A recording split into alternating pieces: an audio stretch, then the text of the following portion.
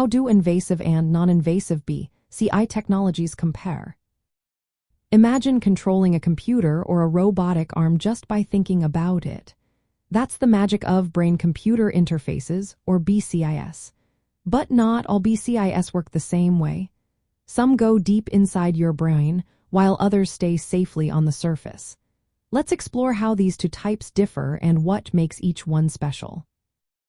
Invasive BCIs involve placing tiny electrodes directly into the brain tissue. This means surgeons have to perform brain surgery to implant these devices. The electrodes sit right on or inside the brain, often penetrating the outer layer called the cortex.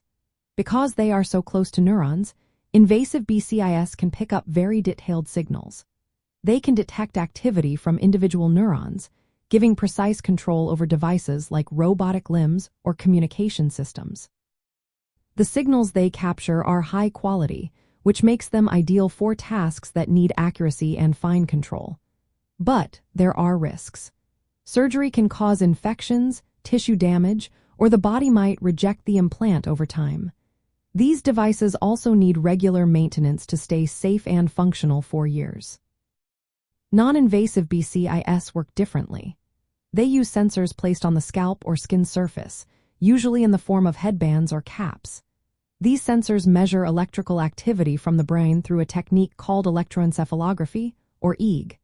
Because they don't go inside the body, non-invasive BCIs are much safer and easier to use.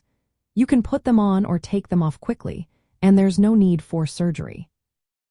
But the signals they detect are weaker and more prone to noise. The skull and scalp act like barriers, blurring and dampening the brain's electrical signals. This means non-invasive BCIs have lower spatial resolution and less precise control.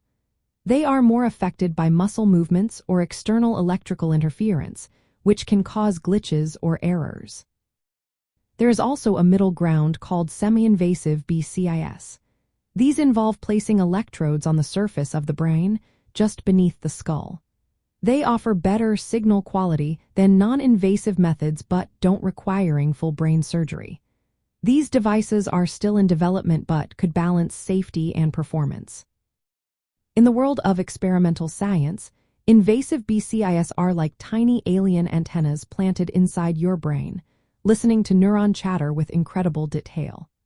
They sometimes enable strange experiments, like controlling robotic limbs or even feeling artificial sensations. Non-invasive BCIs resemble a sci-fi headband trying to read your mind from outside your skull. They often produce quirky, sometimes glitchy results, like controlling a computer cursor with your thoughts but with some unintended movements. It's like trying to tune into a radio station with static versus a clear signal. Practically, invasive BCIs are used when high accuracy and detailed control are needed, such as restoring movement in paralyzed patients or advanced neuroprosthetics. Non-invasive BCIs are better suited for applications where safety and ease are more important, like helping locked-in patients communicate or playing brain-controlled games. So, to sum it up, invasive BCIs give you detailed signals but come with surgical risks.